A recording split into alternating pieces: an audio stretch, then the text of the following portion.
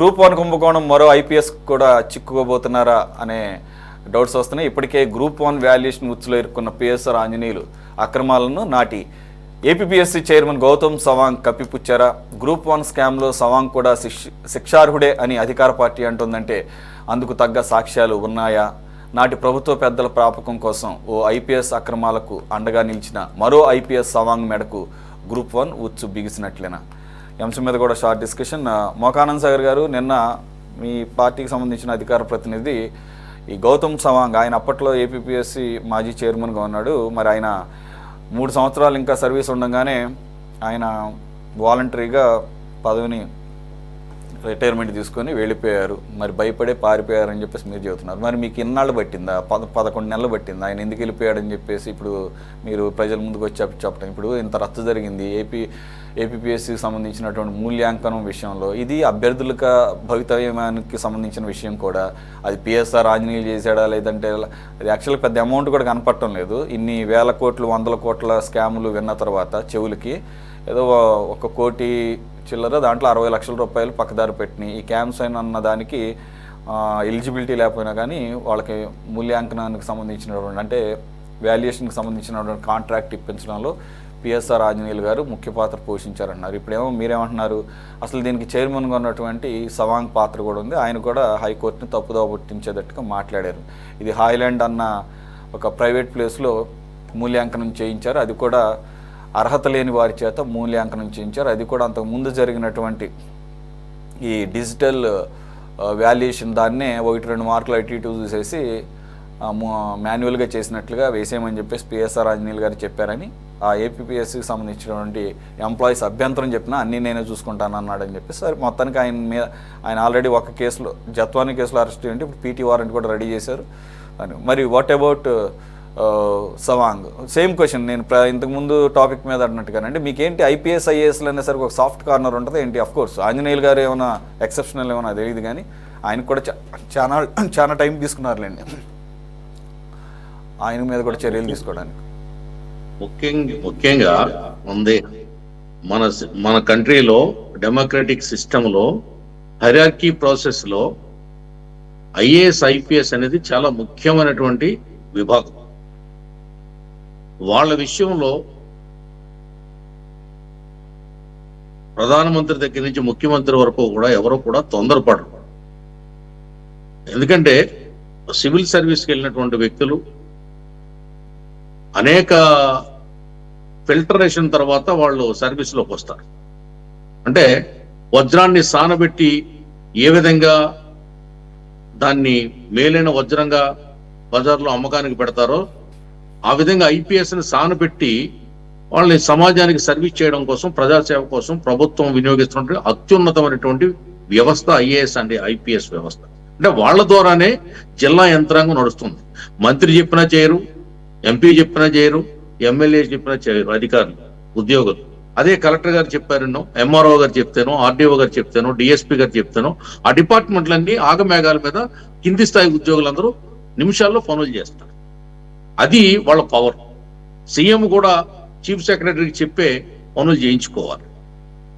అటువంటి ఒక జీవో రావాలంటే చీఫ్ సెక్రటరీ జిఏడికి పంపాలి, అది జీవో రూపంలో రావాలి. ఆర్డర్స్ అనేవి అధికారులు ఇవ్వాలి. ఎంతసేపు కేబినెట్ నిర్ణయం తీసుకుంటుంది, చెప్తుంది, చేయమని చెప్తుంది, వాళ్ళు చేస్తారు. ఎగ్జిక్యూటివ్ విభాగం అది. అందుకు తొందరపడి మా ప్రభుత్వం ఏ కేసులోనైనా సరే సార్ తొందరపడి మేము అర్ధాంతరంగా ఏదో ఆగమేఘాల మీద అరెస్టులు చేయడం, అవినీతిని పట్టేసుకుంటున్నాం అని చెప్పడం, లేకపోతే అక్రమార్కుల్ని శిక్షిస్తున్నాం అని చెప్పడం, ఇది మా ప్రభుత్వం లక్షణం కాదు. ఆచితూచి అడుగులేసి ఆ అధికారుల్ని వెళ్ళిపోయినటువంటి ఇప్పుడు సవాంగ్ ఉన్నాడు, ఆయన మీదకి వెళ్ళాలంటే ఎవరు వెళ్ళాలి? ఇదే పోలీస్ విభాగం. గతంలో ఆయన కింద పనిచేసిన విభాగంలో ఉన్న వాళ్ళు వెళ్ళాలి. ఊరికే ప్రభుత్వం తోలేస్తే వాళ్ళు వెళ్ళిపోయి ఏదో చేసేస్తారనేది ఏమి జరగదు అక్కడ. కాబట్టి నిదానంగా ప్రధానంగా అధికారుల మీద చర్యలు ఉంటాయి తప్ప హడావుడి చర్యలు, అక్రమ కేసులు పెట్టడం, బనాయించడం, శిక్షించడం, వేధించడం ఇది మా ప్రభుత్వం లక్ష్యం కాదు. చంద్రబాబు నాయుడు గారి నైజం కాదు. ఇది అందరికీ తెలుసు ఆ విషయం. ఇదే ఏపీ పబ్లిక్ సర్వీస్ కమిషన్ మీద ఆ ప్రభుత్వం ఉండగానే అనేక సార్లు ఆ నోటిఫికేషన్ ఇస్తానని ఇవ్వరు, భర్తీ చేస్తామని ఇవ్వరు, మళ్ళీ వాయిదా పడేది.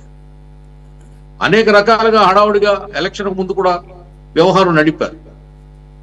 కాబట్టి ఏ విషయంలో అనేసినప్పుడు మేమేదో ఫైళ్లు నెతికి శాఖల వారీగా ఎక్కడ జగన్ ఎక్కడ తప్పు చేశాడు, లేకపోతే వైసీపీ ఎక్కడ దోపిడీ చేసిందని వెతికి పట్టుకుని అదే పని మీద ఉండే పరిస్థితి మాకు లేదు. ఆటోమేటిక్ గా ప్రతి స్కీమ్లోని స్కామ్ కనపడతాం, వెతకుండానే ఆటోమేటిక్ గా బయటకు వచ్చేస్తున్నాయి.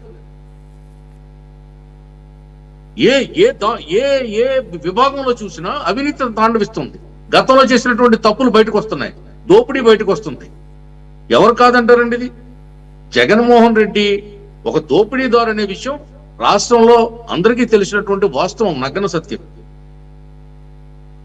తండ్రి ఉండగా ఆయన ఏ విధంగా చేశాడు, ముఖ్యమంత్రి అయిన తర్వాత ఏ విధంగా చేశాడు, రాష్ట్రంలో పరిపాలన ఏ విధంగా నడిచింది, ఎంత దోపిడీ జరిగింది, ఎంతమంది ఆయన చుట్టూ కోటరీగా ఉండి ఎన్ని విభాగాల్లో దోచుకున్నారు. ఎమ్మెల్యేకి పవర్ లేవు, మంత్రులకు పవర్ లేవు, జిల్లా అధికారులకు పవర్ లేవు, అన్ని పవర్ ఒకే చోట ఉండేది.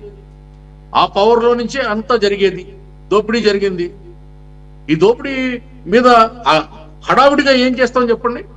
టైం తీసుకోవడం తప్పంటే కూడా అలాగా నిక్కచ్చిగా నిజాయితీగా నిజాలు బయటికి రావాలంటే హడావుడి పనిచేయదు. కక్ష సాధించాలంటే అర్ధరాత్రి అరెస్టులు చేయాలి, అక్రమ కేసులు పెట్టాలి. ఆ కోణంలో టైం వేస్ట్ చేసుకోదలుచుకోవట్లేదు మేము. రాష్ట్రం చాలా 30 ఏళ్ళు వెనక్కిపోయింది. వెనక్కిపోయిన రాష్ట్రాన్ని గాడిలో పెట్టి రాష్ట్రానికి రూపురేఖలు దిద్దాలనేటువంటి అవసరం. ఎందుకంటే ఈ దేశంలో బాగా వెనకబడిన రాష్ట్రం ఏదైనా ఉందంటే, తలతోకలేని రాష్ట్రం ఉందంటే ఆంధ్రప్రదేశ్ మాత్రమే. అసలు ఈ రాష్ట్రం ఎందుకు ఇచ్చిందో కాంగ్రెస్ ఆ వేళ ఎడగొట్టి అనేది కూడా అర్థం కాని పరిస్థితి. ఎందుకు ఈ రాష్ట్రానికి దౌర్భాగ్యం పట్టిందో ఎవరికి అర్థం కావట్లేదు. జగన్మోహన్ రెడ్డి లాంటి వ్యక్తి రెండో ముఖ్యమంత్రి అయ్యాడు ఈ రాష్ట్రానికి. 5 ఏళ్లలో రాష్ట్రం ఎక్కడికో పోయింది, 30 ఏళ్ళు వెనక్కిపోయింది. ఇప్పుడిప్పుడే ప్రజలకి కొత్త ఆశలు చిగురిస్తున్నాయి. మళ్ళీ ఈ రాష్ట్రంలో చంద్రబాబు నాయుడు గారు దీన్ని ఒక ప్రత్యేక స్థానంలో నిలబెడతారు. ఇక్కడ ఉండే మనం అన్ని చేసుకోవచ్చు, ఇక్కడే ఉద్యోగాలు దొరుకుతాయి, ఇక్కడే ఉపాధి దొరుకుతుంది, పక్క రాష్ట్రాలకి పొరుగు దేశాలకి పోవాల్సినటువంటి అవసరం లేదు అని యువతలో ఒక మనోనిబ్బరం కలుగుతుంది. ఒక సెల్ఫ్ కాన్ఫిడెన్స్ ఏర్పడుతుంది యువతకి. దీన్ని కాపాడాలి, దీన్ని పెంపొందించాలి. పెంపొందిస్తూనే గత ప్రభుత్వం చేసినటువంటి అవినీతిని తప్పకుండా ప్రజల ముందు పెట్టాలి, ఎండగట్టాలి, దోషులు శిక్షించాలి. అది పబ్లిక్ సర్వీస్ కమిషన్ అయినా, లేదా లిక్కర్ స్కామ్ అయినా, లేదా ఇంకో సెంటు పట్టా స్కామ్ అయినా, లేదా ఇంకో స్కామ్ అయినా, ఏ స్కామ్ అయినా సరే. ఎప్పుడన్నా ఉందండి జగన్మోహన్ రెడ్డి ముఖ్యమంత్రి కాకముందు ఇన్ని కుంభకోణాలు, ఇన్ని స్కాములు, ఇంత దోపిడీ, ఇంత నిలువు దోపిడీ ఎప్పుడన్నా ఉందా? ఎంతమంది ముఖ్యమంత్రులు చేయలేదు. దేశంలో కానీ రాష్ట్రంలో కానీ రాజకీయాల్లో ఈ లీగల్ వర్డ్స్ ఎప్పుడన్నా ప్రయోగించామా? ఈ వైసీపీ పార్టీ పుట్టక ముందు ఎంతసేపు అసమ్మతి రాజేస్తున్నారని, అసమ్మతి వర్గం అని, ఢిల్లీ నుంచి సీల్డ్ కవర్ అని, లేకపోతే ఈ అపోజిషన్ పార్టీ ధర్నా చేశారనో, రైతులు ధర్నా చేశారనో. ఇప్పుడు ఏంటంటే తెల్లారితే బెయిల్ రద్దు, ఈడీ, సిబిఐ, సిట్టు, ఇదే మాటలు బెయిల్ రద్దు, బెయిల్ మంజూరు, హైకోర్టు, సుప్రీంకోర్టు, లీగల్ వార్డర్స్ అన్ని రాజకీయ రంగంలో రాజ్యం వెళ్తున్నాయి. ఎందుకంటే వైసీపీ అనే పార్టీ పుట్టింది కాబట్టి, జగన్మోహన్ రెడ్డి అనే క్రిమినల్ ముఖ్యమంత్రి అయ్యాడు కాబట్టి, 13 ఏళ్ళుగా బెయిల్ మీద ఉన్నాడు కాబట్టి, విచారణ ఖైదీగా ఉన్నాడు కాబట్టి, కోర్టులకు వెళ్లకుండా వాయిదాలు కట్టండి కాకుండా ఎగ్గొడుతున్నాడు కాబట్టి, అవసరమైతే మనం ఏం చెప్పింది అలహాబాద్ హైకోర్టు, ఒక ఆయన ఎవరో విదేశాలకు పోతానంటే నీకు అర్హత లేదయా పర్మిషన్ అడగడానికి అన్నారు, నీకు మీద కేసు ఉంది, పెండింగ్ ఉందన్నారు. ఇదే జగన్మోహన్ రెడ్డికి ఎన్నిసార్లు ఫారెన్ పోవడానికి ఏ కోర్టుల పర్మిషన్స్ ఇచ్చేయండి. ఒక ముద్దాయి 3 సార్లు కోర్టుకి ఫ్రీక్వెంట్గా వెళ్ళకపోతే ఆటోమేటిక్ గా ఎన్పిడబ్ల్యూ ఇష్యూ చేస్తారు. మరి జగన్మోహన్ రెడ్డి 13 ఏళ్ళ నుంచి కోర్టుకు వెళ్ళట్లేదు, పిటిషన్ మీద పిటిషన్లు పెట్టి నెట్టుకొస్తున్నాడు, విదేశాలకు పోయేస్తా ఉన్నాడు. మీరు ఎవరిని క్వశ్చన్ చేస్తున్నారు సార్? కాదు, మీరు క్వశ్చన్ చేయాల్సిన వాళ్ళని క్వశ్చన్ చేయండి సార్. మీరు అంటే ఇంత లోపభూయిష్టంగా వ్యవస్థ ఉన్నప్పుడు మేము తొందరపడి చేతులు కాల్చుకోమంటే ఎట్లా కాల్చుకుంటాం సార్? మేము ఖచ్చితంగా ఈ రాష్ట్రంలో గత 5 ఏళ్లలో జరిగినటువంటి దోపిడీని పట్టుకుంటాం, ప్రజల ముందు పెడతాం. అసలు ముఖ్య దోషి మాజీ ముఖ్యమంత్రి జగన్మోహన్ రెడ్డిని ఖచ్చితంగా అతను మెక్కింది కక్కిస్తాం. ఆ నమ్మకం మా నాయకుడి మీద, మా కూటమి ప్రభుత్వం మీద మాకు ఉంది. 4 సంవత్సరాల టైం, నేను తొందరపడట్లేదు. Right, okay. రమేష్ గారు, సురేష్ గారు, పిఎస్ఆర్ ఆంజనేయులు గారిని ఆల్రెడీ దీంట్లో పీటీ వారెంట్తో ఆయన మీద కేసు ఆల్రెడీ విచారణ చేయాలని చెప్పేసి కోర్టు దగ్గర పర్మిషన్ తీసుకున్నారు. ఇప్పుడేమో గౌతమ్ సవాంగ్ అంటున్నారు. ఆయన అసలు ఎక్కడ ఉన్నాడో తెలియదు. ఆయన ఆల్రెడీ సర్వీస్ ఉండగానే ఆయన వాలంటరీగా వెళ్ళిపోయారు. ఇంకొకటి ఎవరు సుబ్బయ్య అని చెప్పేసి ఒక ఆయన పాత్ర ఒకటి వినపడుతుంది. ఆయన కూడా అమెరికా వెళ్ళాడట. ఏపీఎస్సీలో కీలకంగా పిఎస్ఆర్ ఆంజనేయులు గారు చెప్పిన ప్రకారంగా ఆయన వ్యవహరించారని చెప్పేసి. ఇక్కడ ఆరోపణ ఏంటి? ఈ మూల్యాంకనం సెకండ్ టైము మాన్యువల్గా చేయాలనేది. మాన్యువల్గా చేయాల్సిన అవసరం లేదు, ఆల్రెడీ ఇంతకుముందు చేసిన వాల్యుయేషన్ ఉన్న మార్క్స్నే 1-2 మార్కులు అటు ఇటుగా ఓఎంఆర్ షీట్ మీద వేసేయండి అని చెప్పేసి ఈ సుబ్బయ్య అన్న, వెంకట సుబ్బయ్య అన్న అతను చెప్పాడని చెప్పేసి అంటున్నారు. ఆయన రేపు 22 వరకు ఆయన అమెరికా వెళ్తానని పర్మిషన్ తీసుకొని వెళ్ళాడట. ఆయన పేరుని ఎవరైతే ఈ కాంట్రాక్ట్ తీసుకున్నాడో ధాత్రి మధు క్యాంప్స్ అయిన అన్న అతను ఆయన పేరును ప్రస్తావించాడని, ఆయన కోసం వెతికితే వెంకట సుబ్బయ్య ఆయన ఈ రకంగా అమెరికా వెళ్ళారని చెప్పేసి ఎలా చూడాలి ఓవరాల్గా? మరి మొన్న ఉండవల్లి అరుణ్ కుమార్ గారు ఆయన కలవడానికి పరామర్శించడానికి వెళ్ళినప్పుడు చాలా క్యాజువల్గా అన్నాడంట, రేపు మాపో మరో కేసు కూడా రెడీ చేస్తున్నారు ఏపీఎస్సీ అని చెప్పేసి. ఏమీ లేకుండానే బనాయించడానికి ఏమన్నా అవకాశం ఉంటాయి ఇట్లాంటి? అసలు ఏం పాత్ర లేకుండా. సార్, ఇప్పుడు సురేష్ గారు, ఆయన ఒక ఐపీఎస్ డీజీ ర్యాంక్ స్థాయిలో ఉన్న వ్యక్తి పిఎస్ఆర్ ఆంజనేయులు గారు. ఇప్పుడు ఆయన ఇంత పిచ్చిగా ఇప్పుడు మీరే చెప్తున్నారు 1,14,00,000 60 లక్షలు ఎంతో స్కామ్. ఆ 60 లక్షల కోసం 70 లక్షల కోసం కక్కుర్తి పడవలసిన అవసరమే లేదు.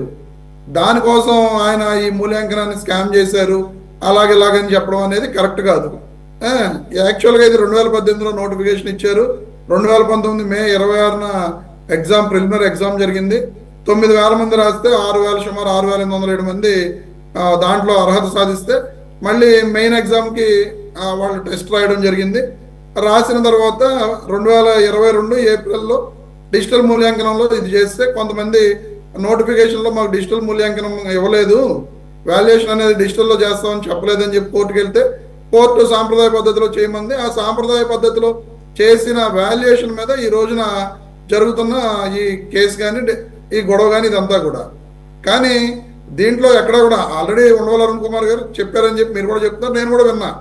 అరుణ్ కుమార్ గారికి ఏపీఎస్సీ కేసు మళ్ళీ రెడీ చేస్తారు, నా మీద వేస్తారని చెప్పి ముందే చెప్పడం జరిగింది, ఆయన ఊహించడం కూడా జరిగింది. ఇవన్నీ కూడా ఇవాళ పిఎస్ఆర్ ఆంజనేయులు గారు అని చెప్పడం కాదు, ఆయన ఇంటెలిజెన్స్ చీఫ్గా పనిచేసి ఉన్నారు. చంద్రబాబు నాయుడు గారు అరెస్ట్లో కీలక పాత్ర పోషించాడు అనే ఒక ఇది చంద్రబాబు నాయుడు గారికి లోకేష్ గారికి ఉండిపోయింది. కాబట్టి ఆంజనేయులు గారిని ఏ విధంగానైనా ఇబ్బంది పెట్టాలనే ఉద్దేశంతో ఈ రోజున ఈ అరెస్టులు చేశారు. ఆల్రెడీ ఇంకా రకరకాల కేసులు పెట్టి వాటిలో ఉంచుతున్నారు. ఈ రోజున ఆనంద్ సాగర్ గారు జగన్మోహన్ రెడ్డి గారిని మాట్లాడితే పదే క్రిమినల్ ముద్దాయి క్రిమినల్ అని అంటున్నాడు. ఆయన ఏ కోర్టు క్రిమినల్ కింద డిసైడ్ చేసింది అనేది మాత్రం వీళ్ళు ఎవరో చెప్పరు. తెలుగుదేశం వాళ్ళు ఎంతసేపు కూడా వీళ్ళు చెప్పే మాట క్రిమినల్ అని మాత్రం మాట్లాడేస్తారు. చంద్రబాబు నాయుడు గారు క్రిమినల్ కాదా? చంద్రబాబు నాయుడు అంత క్రిమినల్ ఈ రాష్ట్రంలో ఎవరో లేరు అనేది అందరికీ తెలిసిన విషయమే. ఎన్నో కేసుల్లో స్టేలు తెచ్చుకుని మీరు చెప్తున్నారు కదా లోపభూయిష్టంగా ఉంది వ్యవస్థ అని. మోకా ఆనంద్ సాగర్ గారు చెప్పినట్లుగా లోపభూయిష్టంగా ఉన్న వ్యవస్థల ద్వారా ఆయన బయటపడి ఎన్నో స్టేలు తెచ్చుకుని ఎన్ని రకాలుగా బయటపడినారో ఈ రాష్ట్రానికి తెలుసు, దేశానికి తెలుసు. ఆల్రెడీ ఆ లోపభూయిష్ట వ్యవస్థల్లో ఉన్న వ్యక్తులందరికీ కూడా తెలుసు. దాని గురించి మనం మళ్ళీ కొత్తగా ఆనంద్ సాగర్ గారికి నేను చెప్పక్కర్లేదు. చంద్రబాబు నాయుడు కన్నా గొప్ప క్రిమినల్ ఈ రాష్ట్రంలోనే లేడనే విషయం అందరికీ తెలుసు. ఇక ఇంకో విషయం ఏంటంటే మస్తాన్ రావు గారు చెప్తూ, అప్పుడు నేను చెప్పలేదు ఆయనకి, 2014-19 మధ్య మద్యం కుంభకోణం జరిగితే జగన్మోహన్ రెడ్డి గారు కేసు ఎందుకు పెట్టలేదు అని చెప్పి ఆయన అడగడం జరిగింది. మరి మస్తాన్ రావు గారికి తెలిసి మర్చిపోయారో లేకపోతే ఆ విషయాన్ని చెప్పకూడదని చెప్పలేదో 2014-19 మధ్య జరిగిన కుంభకోణం మీద అక్టోబర్ 18 అక్టోబర్ నెలలో 18/2023 ఎఫ్ఐఆర్ నమోదు చేశారు మస్తాన్ రావు గారు. ఏపీ వాసుదేవ్ రెడ్డి గారు కంప్లైంట్ ఆయన ఇచ్చాడు కంప్లైంట్. చంద్రబాబు నాయుడు గారు, కొల్లు రవీంద్ర గారు హైకోర్టులో యాంటిసిపేటరీ బెయిల్ తెచ్చుకున్నారు ఆ కేసులో. మరి మీరు మద్యం కుంభకోణం ఆ రోజు జరుగుంటే జగన్మోహన్ రెడ్డి గారు ఎందుకు కేసు నమోదు చేయలేదని చెప్పి అడగడం జరిగింది. మీరు కేసు నమోదు చేశారు. ఆ ఎఫ్ఐఆర్ యొక్క నెంబర్ 18/2023. దాంట్లో చంద్రబాబు నాయుడు గారు దీనికి సూత్రధార అనేది ఇవాళ పేపర్ లో ఉందండి, మీ పేపర్ లో. అదే సార్, మీ కరపత్రాలు ఈనాడు ఆంధ్రజ్యోతిలో ఉన్న కరపత్రాలు మా కరపత్రాలు సాక్షి అయినా ఎవరైనా ఒకటే. నాకు నేననేది ఏంటంటే చంద్రబాబు నాయుడు పాత్ర ఉందన్నప్పుడు ఆయన మీద కేసు ఎందుకు పెట్టలేదు అంటున్నా. అదే చెప్తున్నా, కేసు కట్టారు సార్. ఎఫ్ఐఆర్ నెంబర్ కూడా చెప్తున్నాను నేను. పెట్టలేదండి, కొల్లు రవీంద్ర గారి మీద పెట్టారు. చంద్రబాబు నాయుడు గారు కూడా పెట్టారు. చంద్రబాబు నాయుడు గారు పాల్పడారు, లోకేష్ గారు పాల్పడ్డారు అన్నప్పుడు వాళ్ళ మీద కేసు ఎందుకు బుక్ చేయలేదు, ఎందుకు అరెస్ట్ చేయలేకపోయారు మీరు అంటున్నా. సార్ వాళ్ళు యాంటిసిపేటరీ బెయిల్ తెచ్చుకున్నారు. లోకేష్ గారు ఆ పేరేమో అందులో లేదు. చంద్రబాబు నాయుడు గారు ఇద్దరు కూడా మీరు సరిగ్గా చూడట్లా. సాక్షి కొద్దిగా ఎందుకంటే సాక్షి నేను చదువుతా, కానీ జగన్మోహన్ రెడ్డి గారు సాక్షిలో వేసినంత కరెక్ట్ కాదని చెబుతారు నాకు తెలియదు. కాదండి, సాక్షి మాకేమి ఇదేం కాదు కదా, వాస్తవాలు మాట్లాడుకోవాలి. సాక్షిలో వస్తే వచ్చి ఉండొచ్చు, కానీ చంద్రబాబు నాయుడు గారి మీద, కొల్లు రవీంద్ర గారి మీద కూడా కేసు కట్టడం జరిగింది. ఎఫ్ఐఆర్ నెంబర్ 18/2023 అక్టోబర్ నెలలో కట్టారు. మీరు ఆ కేసు తెప్పించుకుని చూడండి. అందులో చంద్రబాబు నాయుడు గారు కూడా ఆపారు కదా. నేననేది అప్పుడు అన్యాయం జరిగినా, అవినీతి జరిగినా మీరు ఎందుకు బయట పెట్టలేకపోయారు? ఇప్పుడు బయట పెట్టే కేసు కట్టారు. మస్తాన్ రావు గారు పోయిన డబ్బులు ఎక్కడికి పోయినా తేల్చాలి కదా. డబ్బులు ఎక్కడికి పోయినా తేల్చాలి కదా. అవును సార్, ఇప్పుడు అక్టోబర్ 18 అక్టోబర్ నెలలో కేసు కట్టారు. ఇప్పుడు వీళ్ళు వచ్చి అధికారంలోకి వచ్చి 11 నెలలు అయింది. ఇన్వెస్టిగేషన్ జరుగుతూ ఉండగా ఎలక్షన్ వచ్చింది. ఎలక్షన్ లో ఓడిపోవడం జరిగింది. అదే అధికారంలో ఉండుంటే నిజంగా వాట్ ఈస్ వాట్ అనేది జగన్మోహన్ రెడ్డి గారి ప్రభుత్వం తేల్చేదేమో. సార్ ఇప్పుడు కట్టడం జరిగింది. 2019లో మీరు అధికారంలోకి వస్తే 2023లో కేసు కట్టారన్నారు. ఇంకా 2.5 సంవత్సరాలు కోవిడ్ ఉందండి, అది తెలుసుకోండి. మస్తాన్ రావు గారు ఎవరు కూడా దాని మీద కూడా దృష్టి పెట్టిన దాఖలేదు. మనుషులు రాలేని పరిస్థితులు ఉన్నాయి. చెప్తారే కోవిడ్ ఉంటే ఆ పరిపాలన ఆగిపోయింది ఏంటి? అవునండి, ఇప్పుడు కోవిడ్ టైంలో ఈ కేసుల మీద దృష్టి పెట్టి మనుషుల ప్రాణాలు కాపాడుతాడా జగన్మోహన్ రెడ్డి గారు? కేసులు పెట్టి ప్రాణాలు కాపాడలేదు. ఇప్పుడు 1,00,000 మంది చచ్చిపోయారు, మళ్ళీ రిపోర్ట్స్ వచ్చాయి. అవి కూడా ఉంది. మన రాష్ట్రంలోనే తక్కువ చచ్చిపోయారు. మన రాష్ట్రంలోనే తక్కువ చచ్చిపోయారు. మీకు తెలుసో తెలీదు, భారతదేశంలో మన రాష్ట్రంలోనే తక్కువ చనిపోయారు. సార్ అది ఇంకోటి డిబేట్ లో మనం మాట్లాడుతాం. రమేష్ గారు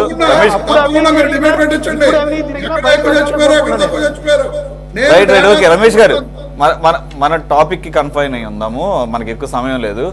సార్ బాజీ గారు, మనం ఆల్రెడీ ఈ పిఎస్ఆర్ గారి పాత్ర ఈ ఏపీపీఎస్సీ గ్రూప్ 1 మూల్యాంకనం మీద మనం ఆల్రెడీ డిస్కస్ చేసాం. ఇప్పుడేమో ఈయన గౌతమ్ సవాంగ్ గారు కూడా ఇన్వాల్వ్ అయ్యారంటున్నారు. మరి ఆబ్వియస్గా ఆయన దానికి చైర్మన్గా ఉన్నాడు కాబట్టి మరి ఆయనకి తెలియకుండా ఇవన్నీ జరుగుతాయా?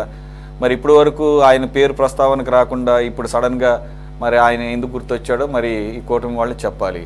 సో గౌతమ్ సవాంగ్ గారి పాత్ర అనేసరికి మరి ఆయన దాకా వెళ్ళే అవకాశం ఉంటుందా ఇప్పుడు ఉన్న పరిస్థితుల్లో? గౌతమ్ సవాంగ్ గారు హైకోర్టును తప్పుదోవ పట్టించారు. అసలు హాయ్లాండ్ లో అనేదే లేదు, హాయ్లాండ్ లో మూల్యాంకనం ఏం జరగలేదు అని హైకోర్టుకు వాంగ్మూలం ఇచ్చాడు గౌతమ్ సవాంగ్. అదే ఆయన మీద ఎలిగేషన్.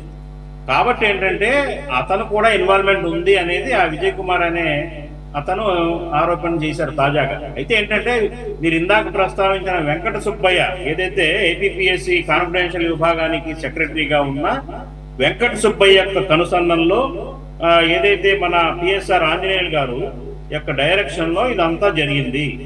ఏదైతే ధాత్రి మధు మీరు అన్నట్లు ఇందాక అతనికి చాలా సంస్థలు ఉన్నాయి, అట్లా ఒకటే వన్ ఆఫ్ ది ఆర్గనైజేషన్ ధాత్రి మధు, అట్లాగే కామ్సెమ్ మీడియా ప్రైవేట్ లిమిటెడ్, ధాత్రి మీడియా, ఇవన్నీ కూడా ఆ మధుసూదన్ అనే వ్యక్తికి చెందినవి. అతనికి ఇచ్చారు మూల్యాంకన కాంట్రాక్టు.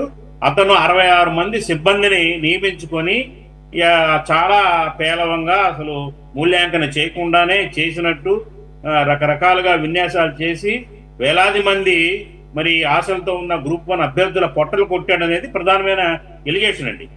అసలు ఒకటని కాదండి, ఇప్పుడు జగన్మోహన్ రెడ్డి గారి ఆ హయాంలో జరిగిన ఒకటా రెండా అనేకమైన అవకతవకలు, ప్రతి దాంట్లో కూడా ఇర్రెగ్యులారిటీస్, దాంట్లో ఆ ఇర్రెగ్యులారిటీస్ లో భాగమే ఏపీపీఎస్సి కథనం కూడా.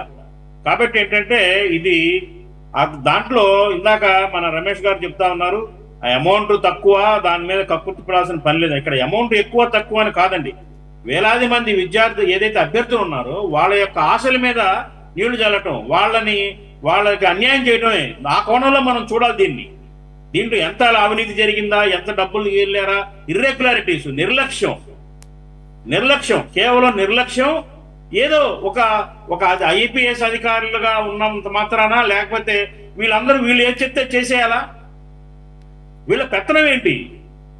న్యాయం అన్యాయం ఉండదా? వీళ్ళ పెత్తనం ఏంటి? ప్రతి దాంట్లో కూడా వీళ్ళు వెళ్ళిపెట్టి, ఆంజనేయులు ఏదైతే సీతారామాంజనేయులు ఎన్నిట్లో ఉన్నాడండి ఆయన, ఒకటా రెండా, తానే అన్ని నడిపించాడా జగన్మోహన్ రెడ్డి గారి హయాంలో?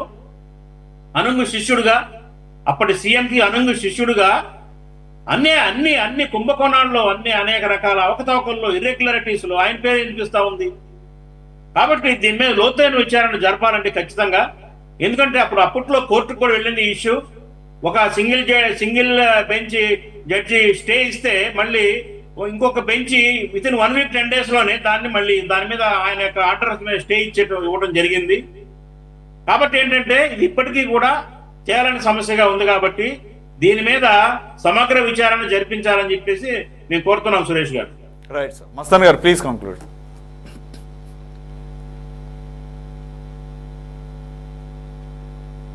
ఇప్పుడు మొన్న ఈ అంశం మీద 2 వారాల డిబేట్ పెట్టారు, మీరు ఆ రోజు కూడా చెప్పారు. ఇప్పుడు డబ్బులు ఇవన్నీ సమస్య. ఇప్పుడు ఎంపికైన వాళ్ళు, ప్రతిభ కలిగిన వాళ్ళు ఎంపిక కాకపోతే గనక దాని ఇంపాక్ట్ 36 సంవత్సరాల పాటు ఉంటుందండి.